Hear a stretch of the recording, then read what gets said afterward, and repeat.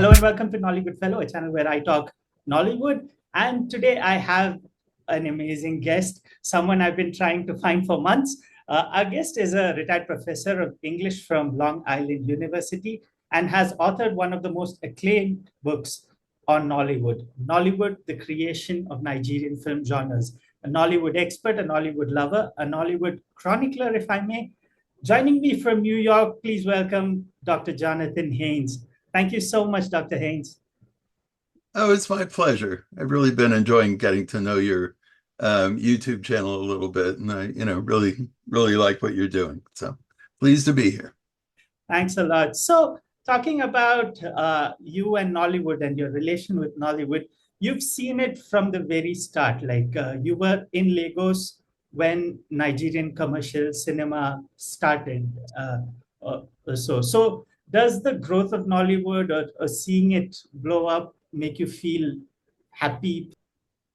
Oh, absolutely, it does. I mean, I've been, yes, attached to Nollywood and to Nigeria for a long time now, and you know, it was an enormous piece of good luck that I was in Nigeria, when the Nollywood thing started. And those were the early 1990s. They were very hard years in in the history of that country. And I was there as a Fulbright lecturer, half research, half teaching in Nigerian universities. I spent 4 years in the Nigerian university system, and it was really being wrecked by the structural adjustment program imposed by the IMF and the World Bank and the international lenders. So, in the midst of this very dark period, something was being born, and it was wonderful. And from the beginning, it was just astonishing that it existed at all.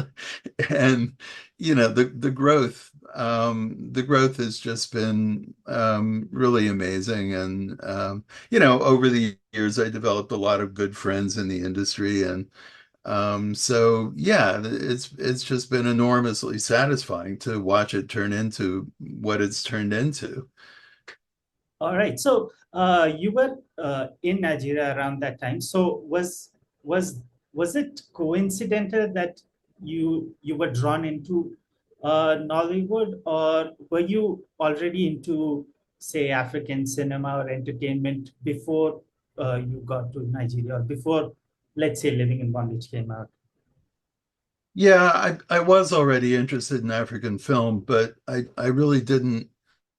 Um, the first part of my career was dedicated to English Renaissance literature, and I really loved that for a long time. And then I noticed I was loving it a little less. And meanwhile, I'd been wandering around the world and watching foreign films. My mother taught me to love foreign films, even as a kid. And I mean, the movies I watched kept getting more and more foreign.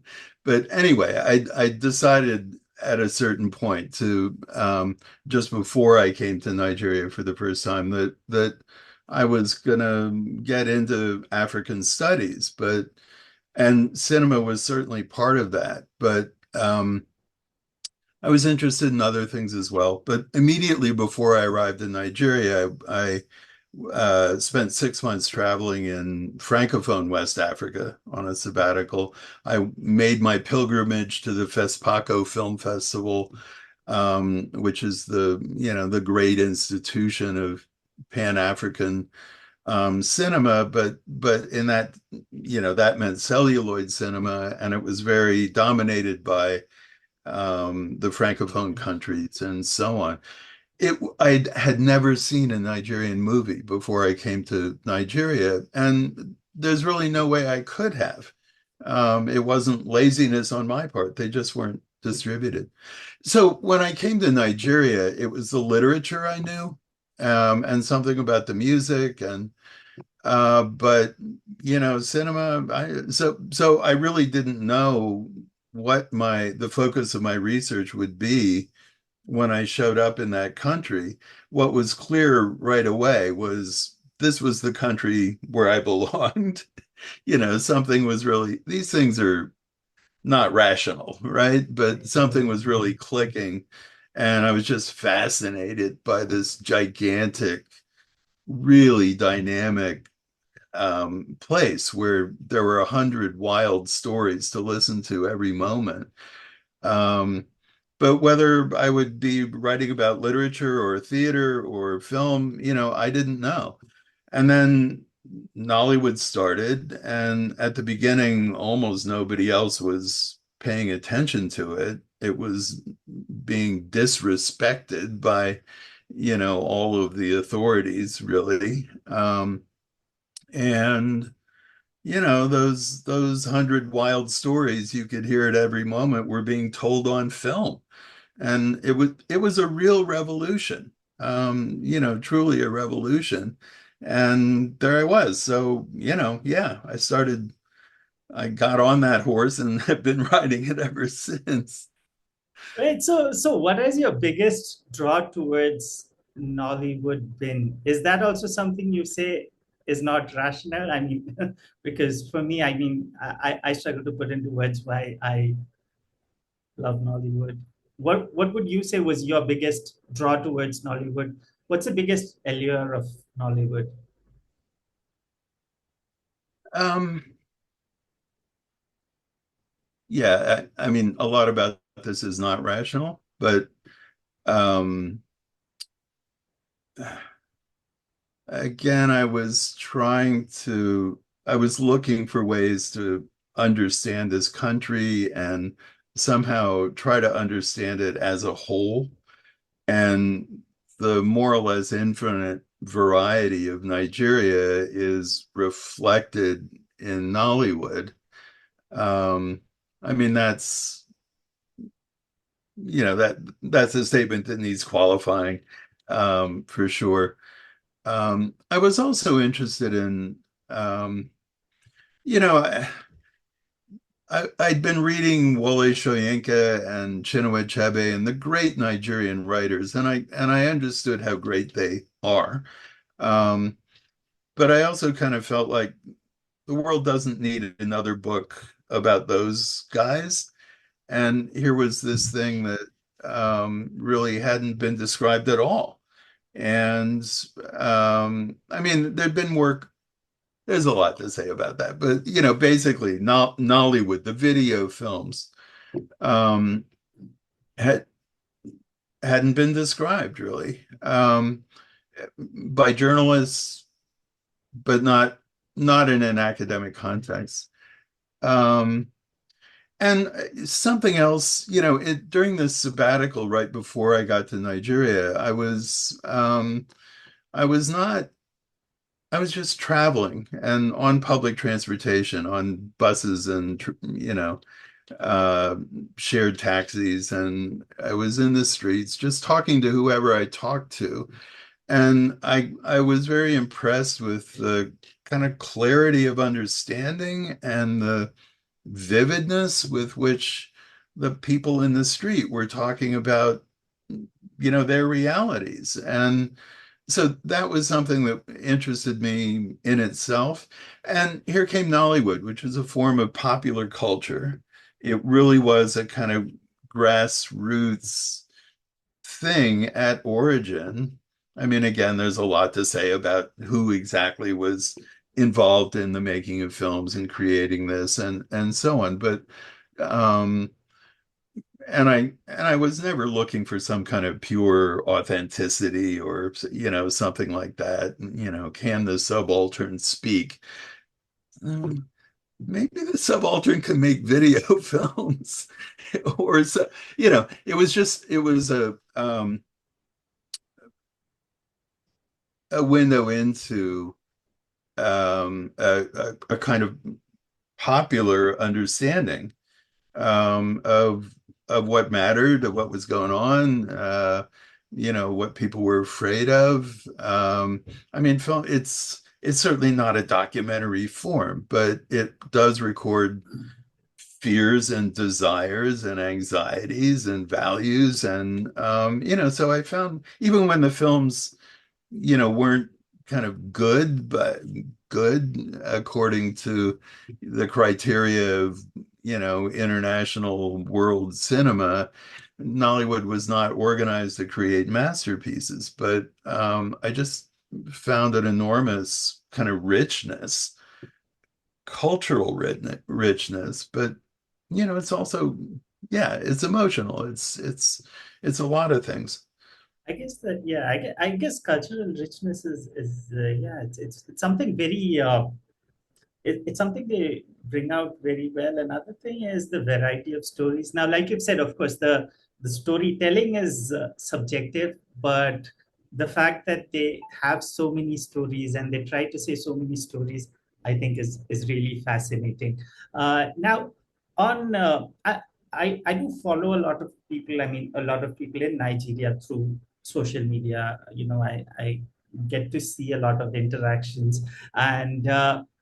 Especially with cinephiles, many people who are really into Nollywood, either people who are working with Nollywood or people who are like really passionate about Nollywood.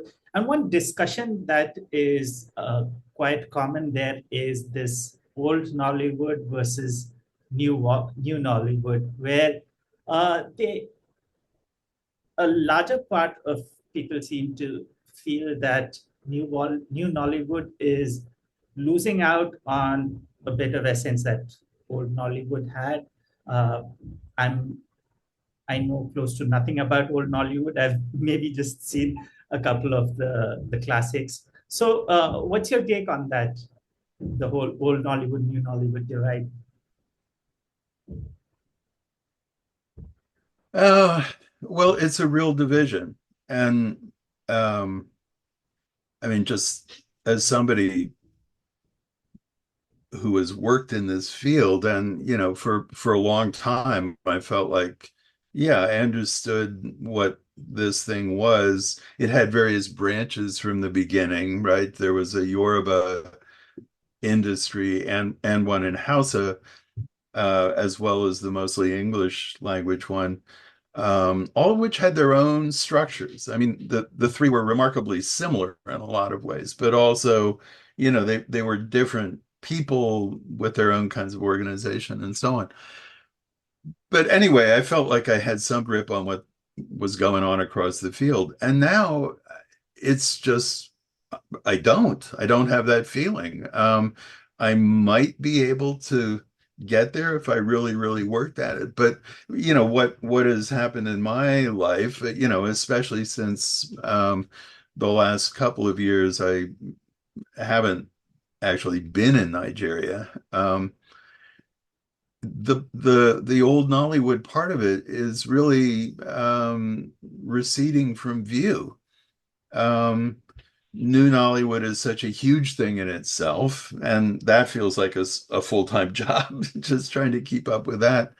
I was just at a conference in England, um, and asked uh, a friend and colleague, Carmen McCain. She's written brilliantly on especially House of Cinema, but Nollywood also. And I asked her if she had any idea what was going on in Eastern Nigeria, where the Igbo, the heart of the Igbo marketing thing is, where they're still apparently releasing films on discs, um, among other things. But no one I talk to now seems to have any idea what's going on there. And I asked Carmen, do you know anybody who would know? No, she didn't. And that's a class division. Partly it's geographical and ethnic, but it's also really a class division. In Nigeria, um,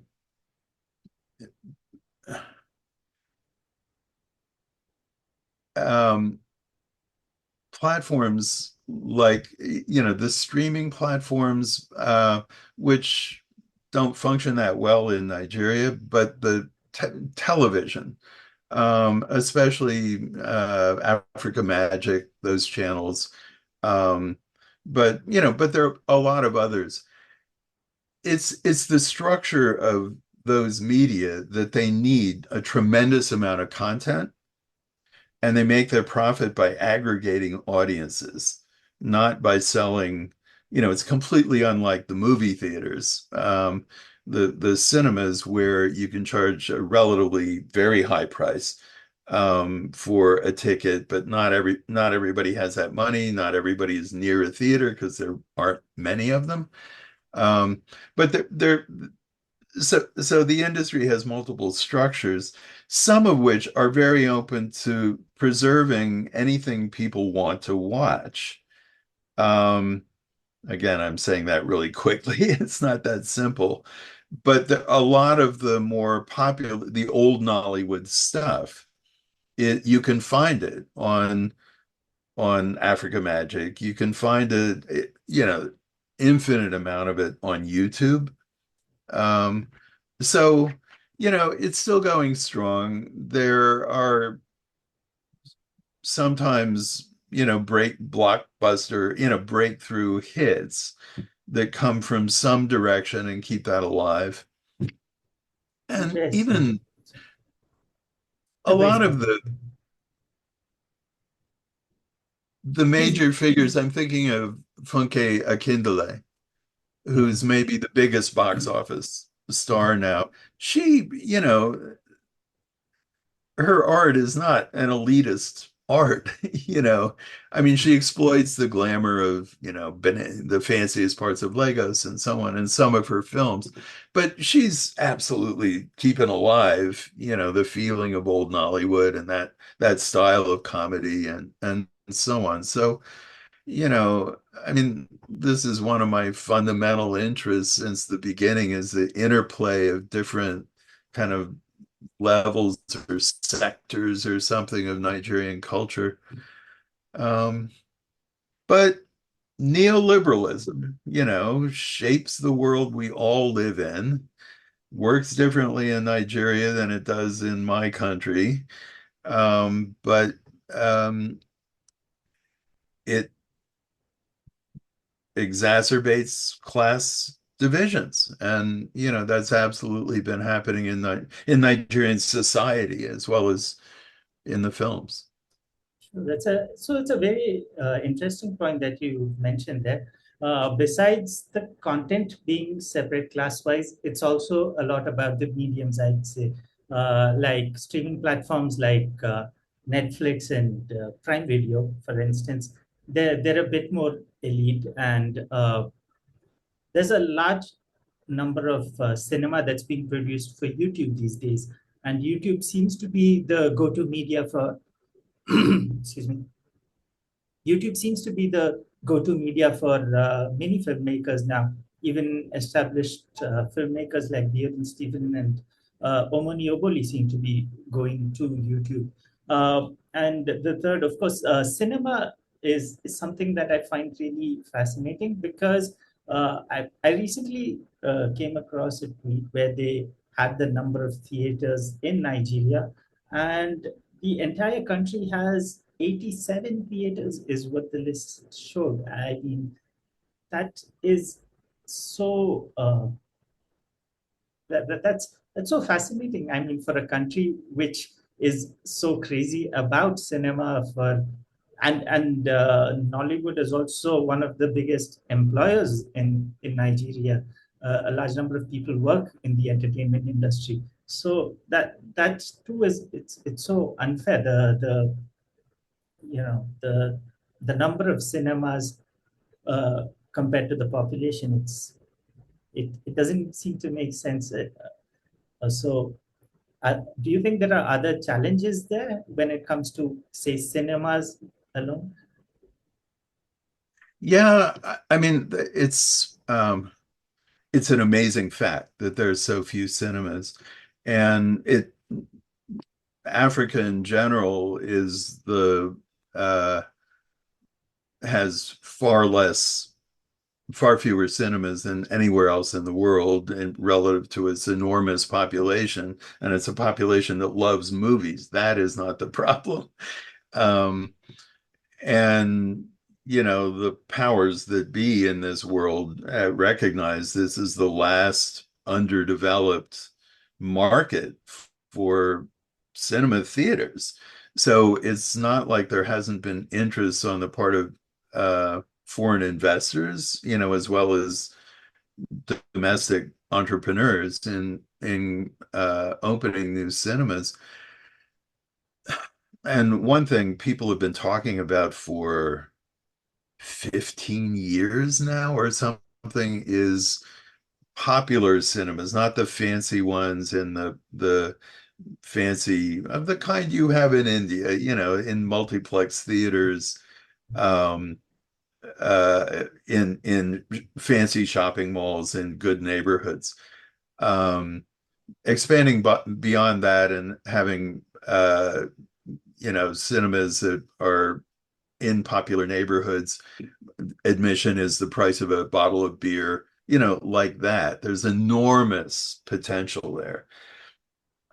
I gather the exchange rate has a tremendous amount to do with this, and the naira has just been plummeting for years. When I first arrived in Nigeria in 1991, people were complaining because there were now 8 naira to the dollar. The naira used to be larger than a dollar. Now it's 1,600 to a dollar. So movie theaters require a whole lot of imported equipment, and the exchange rate just makes it impossible. And most people in Nigeria don't have a lot of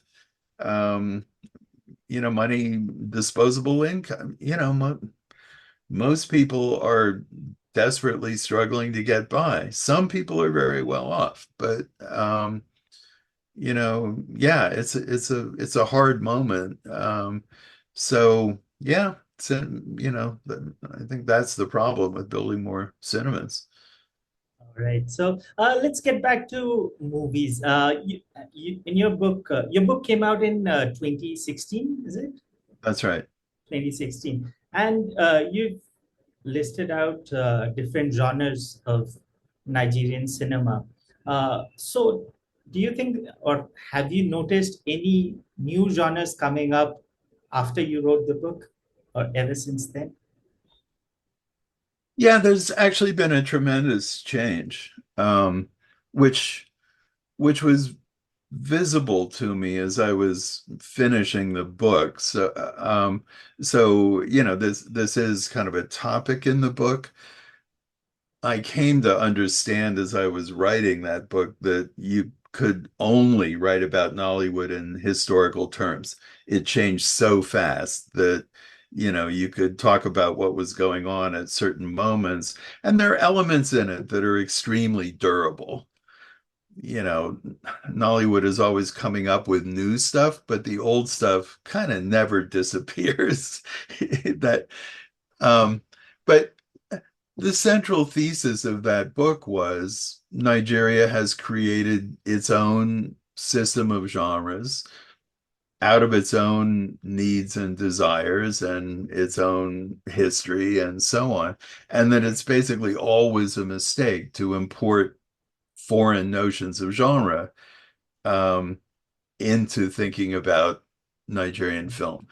I was reacting partly to the fact that even the websites, Nigerian websites selling Nigerian films, would just unthinkingly use the generic categories that came from, um, you know, American media, Blockbuster. Nobody remembers Blockbuster anymore, but so, yeah, the book was all about that.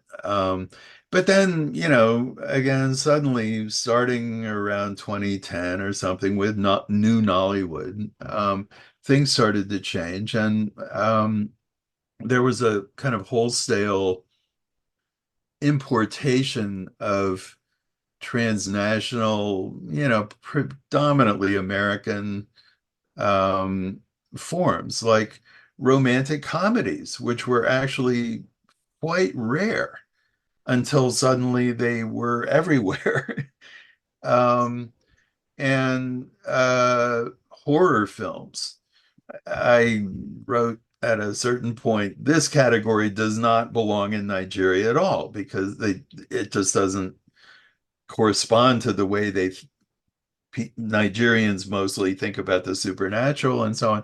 But now there are a lot of films which are unmistakably horror films. They fit into that genre. Crime films, another kind of film I particularly interested in. Um, there were One of my formulations was that Nollywood made films about sin, not really about crime. And several things were going on. One, that was a really powerful kind of cultural thing. Another was the police never solved crimes. And I quote, uh, that's not what they're for, right? They're there to protect people, protect whatever. But they have an abysmal record of actually investigating and solving crimes. Um, so you sometimes see them do that in Nollywood films, but again, that's an imitation of a foreign form rather than a reflection of what normally happens in Nigeria. And a third um, element in this is just crime films are expensive to make. It requires a lot of skill to stage a gunfight, at the skill level that viewers are used to from having seen 500,000 American, films or ones from many other countries that are very good at this. Um, Blowing up cars, car chases, these things, nobody had the budget to do that. But, now they do. So there was this moment around 2013 and the years following where there was a kind of new crop of directors who seemed to be deliberately taking on one genre, transnational genre after another, which had been impossible for Nigerians to make, or they, I mean, that was one thing. They're showing, okay, now we have the skills and we have the budgets to make these films, which are more complicated than a melodrama where two people are fighting with one another in their parlor, right? Um, but they also, directors Daniel Oriahi there are a whole set of them who are. I mean, I'm thinking about Oriahi's Taxi Driver, which was overtly an homage to the films of Martin Scorsese, but also Jim Jarmusch. I mean, Jim Jarmusch, an American independent filmmaker, that's a film buff kind of special, so Oriahi was he loved that kind of movie. He wanted to talk back to world cinema in that shared language, and produce a superb movie out of that. I'm not, one way of looking at this is, oh, they're becoming less Nigerian. They're chasing after foreign styles, um, and there's something in that argument, but a whole lot of the films that might be accused of this, the whole crime genre, I find, really compelling as an image of Nigeria and um, filmmakers kind of exploring in a serious way how things work in their country. So, it's way too simple to claim that they're kind of betraying their heritage. Yeah, so a crazy thing happened during this interview. So how it works is you record the Zoom call as it goes on, and the Zoom call is like half an hour. So once that's done, you go back to the link and start recording again. So I forgot to record the second Zoom call, and I realized it after the call was over. So yeah, I asked Professor Haynes to record again, and he agreed to do it 2 days later. And for continuity, he even wore the same shirt, and so did I. That was really sportive of him, and I'd like to give a huge shout out to him, and I'd like to thank him for making the time again. He was on a tight schedule. Dr. Haynes, so one recent phenomenon I've seen I've only been watching Nollywood recently. So one phenomenon I've seen is that Nollywood is pretty high on woman power. You can see strong characters. The female characters are written better than the male characters, and that is in front of the screen. And behind the screen, you have leading producers and directors and editors, writers, all of them. So is it a recent phenomenon, or has it been there since the start? It has been there since the start, and I've actually been aware of it all along because Amaka Igwe is somebody I've known since she was a television director, before she got into to Nollywood, and she was a great power in television and remained a great power in television and also in Nollywood and in Nigerian media in general. Um, and she wasn't alone. There were a lot of pioneering, especially producer directors, but often women were producers. Peace, Anyam Fibersima, Song. There have been quite a few down to today where you have Moa Budu and a number of the very biggest players in the industry have always been women. And what about in front of the screen? Because I haven't seen much of classic Nollywood, but from whatever I've seen, I guess classic Nollywood maybe was a bit more sexist. I mean, you have an entire genre of scandalous women, and there seems to be this Osborne snatcher trope, which seems to have been very prevalent at least earlier. Or was it that my choice of films was such that I didn't see the progressive female representation back then? Uh, Nigeria is certainly a very sexist society, and everything comes out in the movies. So, there's an enormous amount of that, and even though there have been these very powerful women in the industry from the beginning, it doesn't mean that women trying to get into the industry don't face all kinds of problems as women. That's for sure. But Nollywood, it doesn't, it in general, Nollywood tends not really to take sides, or it takes all sides. It expresses various opinions on practically every matter you can think of. And this is one of them. So there's certainly a lot of films that are kind of rampantly sexist, but there are also a lot of films which show women being powerful, and the Nollywood pays attention to women's lives, which in itself is a tremendous thing. And very, very often that attention is sympathetic and kind of understanding. And so in general, Nollywood, I think, has well, it produces Nigerian society, reproduces it. But one thing, one thing it's done is provided images of women being freer than most Nigerian women are. And that's got a liberatory dimension to it. It's interesting. So talking about Nigeria being sexist, then what would be the reason for women being at such important positions, at least in with regards to Nollywood?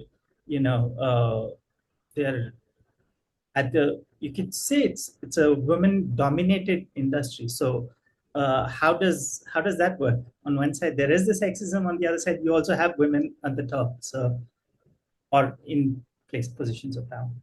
Women dominated is a little further than I'd go, although, I've been told by some of the most thoughtful, kind of major directors and producers in Nollywood that when they think of their audience, they think it's women.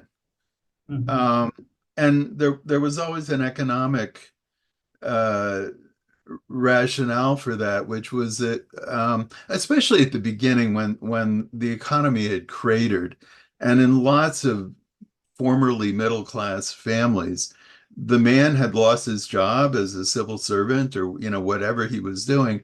The woman was picking up the pieces by going into the market and doing something, coming back with some money. So it was the woman in the family who had enough money tied up in a wrapper to rent a film or to buy a film at the end of the week, and she was making the choices.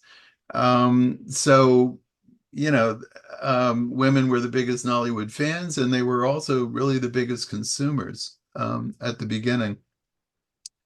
A lot of Nigerian cultures, especially the southern ones, and I'm thinking now of the Igbo, who again are socially are so crucial in Nollywood, and most of the powerful women I was just mentioning are Igbos, certainly Amaka Igwe. Um, anyway, this is a pretty common pattern for women to have a considerable degree of economic autonomy within the family. Again, traditionally, everywhere in Nigeria, pretty much everywhere in Africa, there was polygyny. So, multiple wives, each one of whom was kind of running her own operation, within her husband's compound. Each wife would have her own house and cook for herself and her children and raise her own vegetables. They would do some farming together. There were collective tasks, and the husband was expected to provide certain kinds of support. Um, but women always did a lot, and they always went to the market constantly, at least every 4 days in the Igbo context. And very often it was more often than that.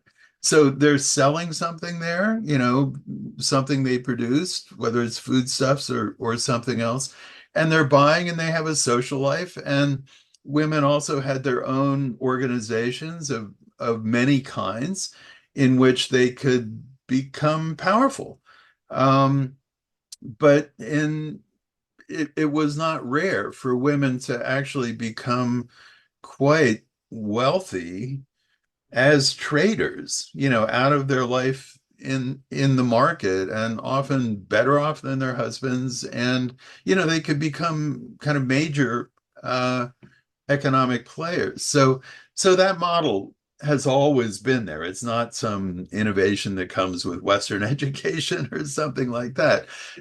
Colonialism, I mean, this has become a pretty commonplace thing to say, was mostly bad for women because the colonizers were extremely patriarchal themselves. I mean, we're talking about European cultures in 1900, which expected women to be locked up in the house and, taken out for decorative purposes only. They had a real hard time understanding it. Well, they didn't try to understand the rights and the powers that African women had. And as a result, and African men tended to collaborate with the colonizer in reducing these traditional roles that women had always played. But anyway, the model was always there in these cultures, and yeah.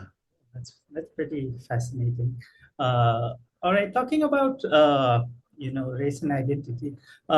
So, do you see like you've mentioned about the craze of Nollywood in the Caribbean in your book, and and it is pretty uh, common all over Africa as well. So, do you see Nollywood as being representative of the Black identity? I'll just give you a bit of a background of where I'm coming from. So, a few years back at the Dubai airport, I met an Indo-Mauritian guy. The Indian face and French accent don't go along well, but yeah. So one thing he was one thing he kept saying is that as a race, we have many things in common, which others don't. And one thing he kept pointing to was Bollywood.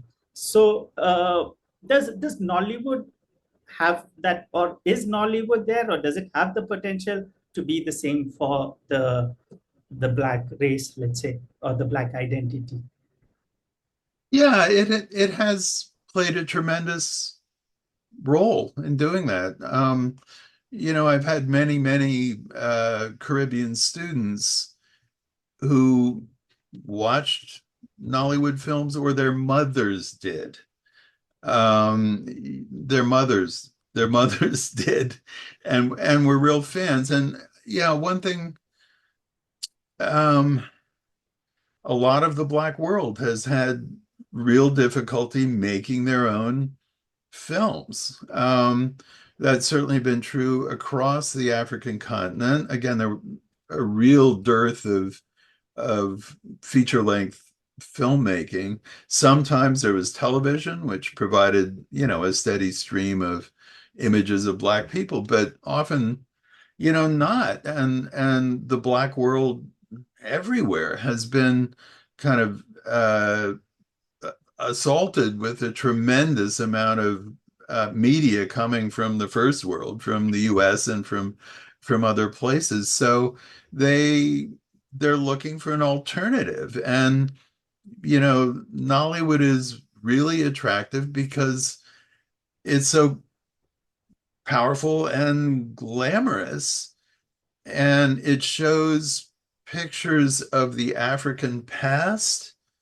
I've gotten this from Africans in New York, not necessarily Nigerians, but they like to show their kids cultural epics, that genre of films which is set in the pre-colonial past, because these are images of Africans being, dignified and fashionable and just going, they're everything. They're good people and bad people in those films, of course, but it's just an image of an African society that's intact and running its own business and generally doing it okay.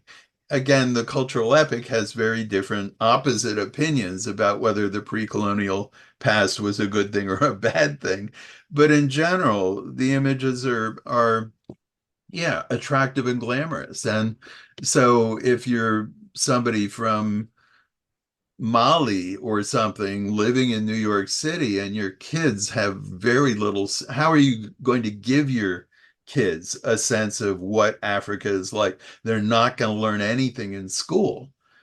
So what's available? It's, Nollywood films. So, I mean, I argue in my book that the images that in those cultural epics, even though I spend a lot of time quoting Nigerians who should know about how inaccurate those films often are when they represent the traditional past, nevertheless, these are the most widespread and really powerful images of pre-colonial African societies. So, again, lots of stories from people I know, but you also see it in the media of, a Nigerian, somebody who's recognizably Nigerian because he's wearing Nigerian clothes or something, walking down the street in South Africa will be greeted by shouts of Igwe, which means king. because people have seen those movies and they're connecting. So yeah, it's a very widespread thing. Okay, talking about these inaccuracies in the historical films, I'd like to know some of them because I look at them from fresh eyes. I don't have much of a context of the history. So, are you saying from like a visual standpoint, or the way in which it is recreated, uh, or the way in which it is depicted? Well, both.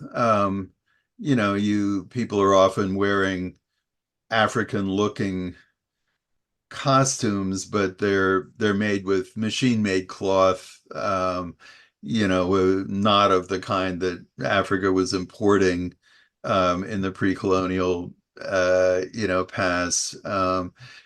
Things like that. Often it in the social structure as well. It's yeah. Again, I should say there are people who make that kind of film who take this very seriously, and a number of them whom I've spoken to wanted me to understand that point that the script writer would go spend weeks sometimes in a village so that he really kind of got the ways of the indigenous culture. And they often hire local cultural troops to dance, and maybe provide music and stuff like that. So there are people who do work at getting it right, but there are a lot of others who are working on a very, very limited budget, and they just somebody has a fantasy and nobody is there to really vet it or tell them that they're wrong. So, Yeah, talking about the costumes, I guess recently this movie House of Ga came out, and one of the criticisms was to do with the costumes. So I remember, I don't know if it was the producer who was talking or someone.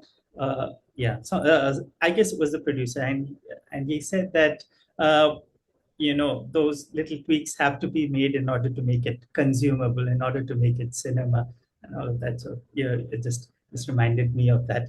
Anyway, so now let's move to something a bit lighter. You're an English professor, and you've spent a considerable amount of time in Nigeria, so I'm sure you would be quite observant of the language. So tell me some of your favorite Nigerian English phrases, English or Pidgin, either way. Some interesting Nigerian English phrases or Pidgin. yeah, it is one of the real pleasures for me of being in Nigeria or around Nigerians or watching Nigerian films is just the way people talk. And they talk in many different ways. It's not all one accent or one. But Pidgin, I've always found, fascinating. It's a tremendously rich thing, and people tend to be very strongly connected with it. Um, Oh, I don't know. There's so many. I mean, one phrase that my friend Onuakome Akome talked about years ago is "na cinema be that." That's cinema, meaning something that could never happen in real life. And he talked about that as an illustration of the fact that for 70 years or something before Nigerians could make their own movies, they were they were exposed to Hollywood or British or foreign films that represented a life that was a world that was often very, very attractive, but completely divorced from the life that people were living in Africa. So, yeah, that one. I don't know. It unquench, meaning something is broken, it's finished. There are a whole lot of words in Pidgin for things falling apart or being, um, but that's one of my favorite. I mean, quench, of course, is a familiar English word, but its meaning has sort of changed in the Nigerian context. I mean, there's so many. Okay, interesting. Interesting how you brought cinema into that as well. But talking of which, there's this funny trend I've seen in Nigerian movies. I mean, some movies have this dialogue where when they want to say something is preposterous or something is how do you say, not close to life or whatever, they use the phrase, this is not a Nollywood movie, which is pretty ironic because they're using that sentence in a Nollywood movie. Yeah. Okay. Yeah. It's pretty interesting. Yeah. All right. So, what do you see as the future of Nollywood? On the one hand, who the hell knows? Because things, globally, the media industry, media platforms, the technologies have changed so quickly that everybody's kind of reeling and trying to adapt and so on. So what the business model will be, I'm not sure. But I don't really see or imagine a future in which Nollywood doesn't continue to be a huge thing. Um, Partly just because Nigeria is such a big country and so vital culturally, um, that there's just a whole lot of talented people, who are used to making a living doing this stuff. So they're not going to stop if they can avoid it. And Nigerians have been, I mean, Nollywood, when you look at how it started in the midst of this economic and social catastrophe, people realized that there were these VCRs around. And that was because the VCRs had actually started to go out of fashion in the first world, so you could buy them cheap in a place like Nigeria. And, there was a moment when people were doing well and they could afford to buy them. Now they were poor, so they couldn't afford to do anything but stay home and watch. It was just a completely unforeseeable conjuncture of factors. But the genius of the Nigerian informal sector realized you could do something in this context and make money doing it, and it just became completely huge. And now it's on satellite TV and it's on streaming platforms and all these things that nobody could have possibly imagined. Certainly the people who were doing the inventing. The fundamental thing has always been, and a lot of people who should know have said this to me, it's the connection between the audience, the Nigerian audience, and these people who are making stuff for them. And it's been in the nature of the economic nature of Nollywood that producers could hardly afford to miss. They were putting up their own money to make films, and if one didn't make money, that was a real problem. So they had to stay in the closest touch with the fears and desires, and with the imagination and the cultural values of their audience. And again, that's a very wide, complex audience, but that's the essential thing. That's the essential thing. The creative personnel and the entrepreneurs who figure out a way to make this work, and the audience. And that's not going to go away. And again, because Nigeria is such a big and powerful thing, it's always going to have enormous sway across the continent. I mean, a lot has been happening everywhere in Africa, partly in imitation of Nollywood. Um, and that tends to displace Nollywood's market share, at least somewhat, but never entirely. And you know, and the Nigerian diaspora is so enormous, and there's so much toing and froing between the diaspora and the core industry in Nigeria that also is going to continue to. It's a really crucial relationship in a lot of ways, and it means that I read film credits kind of obsessively, even when I'm watching American movies, and it's become rare to watch the credits roll by without there being some Nigerian names, often way below at sort of at the end of the credits, but doing one thing and another. People are, I mean, sometimes they're in very important roles, but my point is just Nigerians are kind of ingrained in the American media and in the UK and in other places. So again, that all feeds into the strength and the resiliency of Nollywood. It's that resiliency which is one of the most impressive things about it. The situation around it lurches from one set of impossibilities to the next, but somehow they don't quit. Yeah. Yeah, Okay. Yeah. Yeah. So talking of which, I mean, I guess the story of Nollywood deserves a movie in itself. it does. It's yeah, it's pretty fascinating, and the um, what's it called, the hustle culture that I've seen, that I've come across, is pretty impressive. You know, the way they go to any lengths. Some kids in Kaduna making CGI with their phones and green screens. Oh, the amount of talent in that country is Yeah. something else. One of my concerns, major concerns for a long time now has been, I mean, obviously I've been trying to write pieces of the history of Nollywood myself.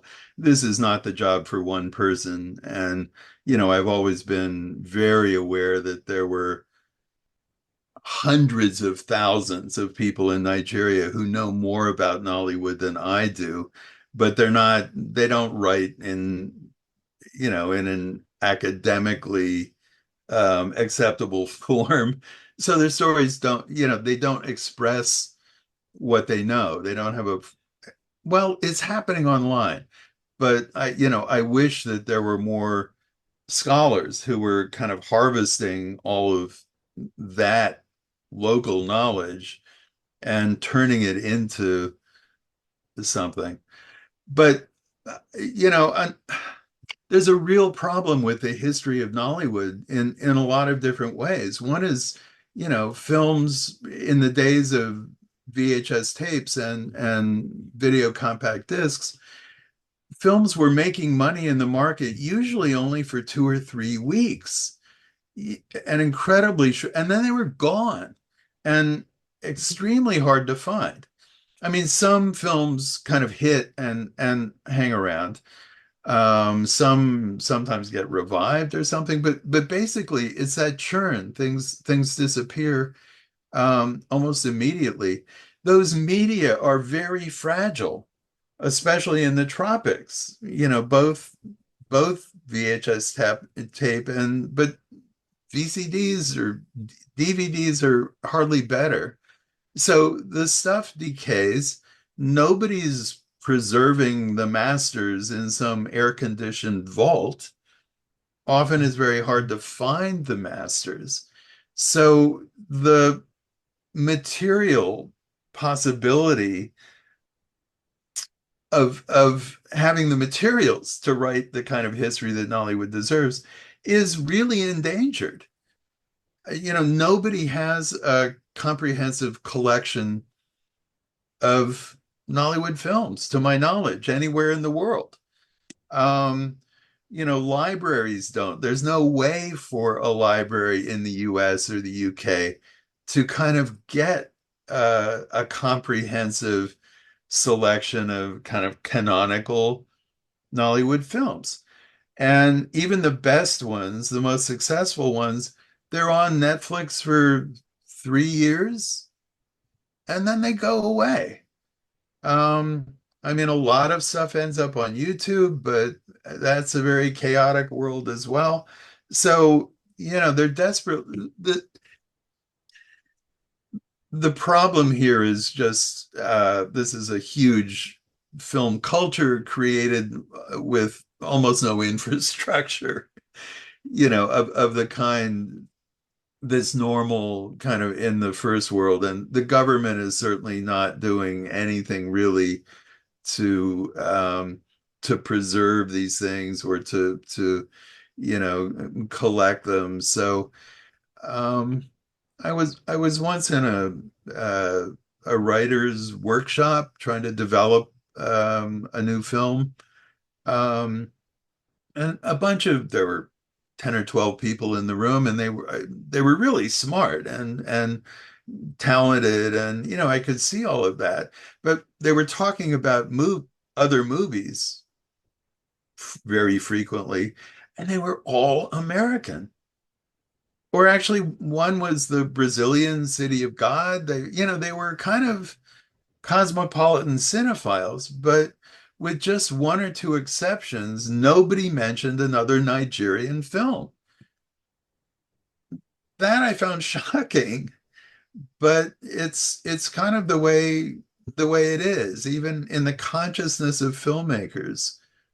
Young filmmakers in Nigeria have a hard time getting a sense of what the Nollywood tradition is, because how are they going to find the film?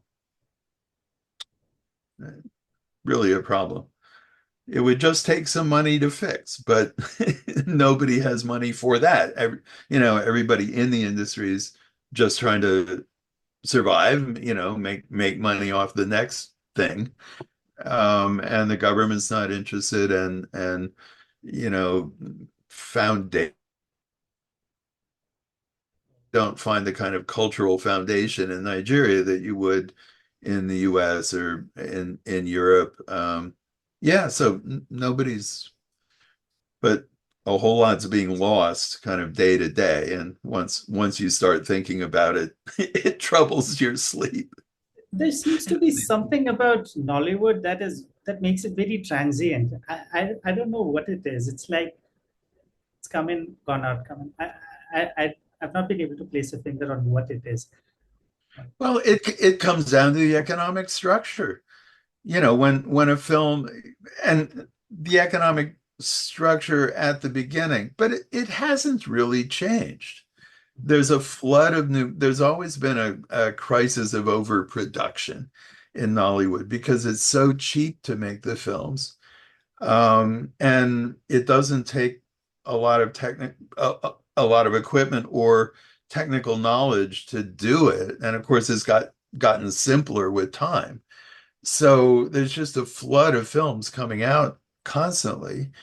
And yeah, so this this churn, if the everything is keyed to this very brief window in which a film can make money. I mean, it's different if you're certain high, if Netflix is funding it or something, but the massive production, it's really built around having 2 weeks or maybe a month in the market, and that's basically it, and no residual payments for anybody. That's a major problem. But the producer keeps the rights, but the pirates are going to make those pretty much useless. So, actors or writers, they don't get anything when the film gets sold and sold again. So again, they're just out. They need to be working constantly, and everything has to happen. Everything is keyed to that rhythm, and it means, yeah, this flood of productions that are made really quickly and really cheaply. Right. So, yeah, before we end, my last question is, what are your top Nollywood movie recommendations? Oh, again, there's so many, and you know, um, and because of I think historically the films I want to talk about are the older films that might still be available, especially if people hunt for them. But, Living in Bondage, the first the film that really established the industry. It wasn't literally the first, but I've spent a lot of time thinking about that film and find it a very rich kind of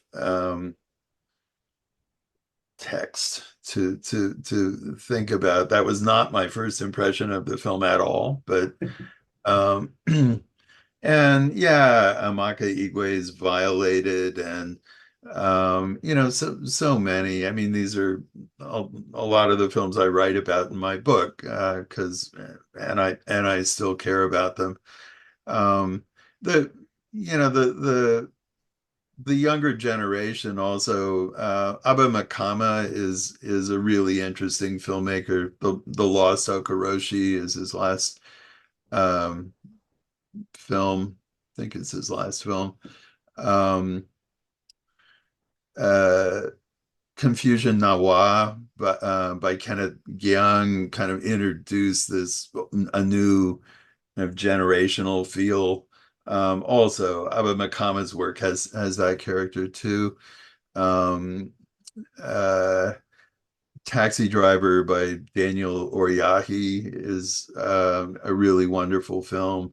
Um, and and so on. I like King of Boys, Kemi Adetiba's film. I'm kind of interested in crime films. You've interviewed Walter Taylor, who made Kumomo Express, which is a, a film I like a whole lot and have written something about. Um, yeah, so many, so many. All They right. keep coming. Thank you so much for your time, Professor Haynes. It's been a pleasure talking to you. But before I go, this is to everyone. Do check out Professor Haynes' book, Nollywood, the creation of Nigerian film genres. Oh, wait, sorry, did I get that second part wrong? No, that's right. The creation of Nigerian film genres. It's there on Amazon. Do check it out, especially if you're into Nollywood. There's a lot of insight over there. There's a lot of interesting anecdotes over there. And yeah, thank you so much, Dr. Haynes, for making time. My pleasure. Really Thank glad you. to talk to you, and best of luck with this show. Thank you so much.